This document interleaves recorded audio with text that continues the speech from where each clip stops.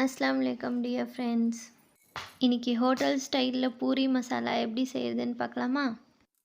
கடாயில் எண்ணெய் ஊற்றி கடுகு, கடலைப்பருப்பு, சோம்பு, வெங்காயம், பச்சை மிளகாய், கருவேப்பிலை போட்டு நல்லா வதக்கிக்கோங்க.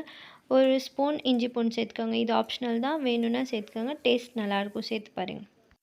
வெங்காயம் நல்லா வதங்கினதுக்கப்புறம் 2 தக்காளி நீளமாக கட் பண்ணி போட்டு அதையும் வதக்கிக்கோங்க. அப்புறம் உப்பு, மஞ்சத்தூள், மிளகாத்தூள் வேணும்னா ஆப்ஷனல் போட்டுக்கோங்க. எல்லாம் போட்டுட்டு மூடி போட்டு கொஞ்சம் நேரம் மூடி வேக விடுங்க. தக்காளி நல்லா குழஞ்சி வந்ததுக்கப்புறம் தேவையான அளவு தண்ணி ஊற்றி கொதிக்க விட்டுறணும்.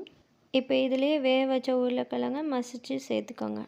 இது கொதிக்கிறதுக்குள்ளே 2 ஸ்பூன் கடல மாவை தண்ணியில் கரைச்சி கொதித்ததுக்கு அப்புறம் சேர்த்திங்கன்னா நல்லா திக்காக வரும். லாஸ்ட்டாக திக்கானதுக்கப்புறம் கொத்தமல்லி போட்டு இறக்குனிங்கன்னா சூப்பரான hotel style puri masala ready. Try பண்ணிவிட்டு எப்படி இருந்துச்சுன்னு கண்டிப்பாக சொல்லுங்கள்.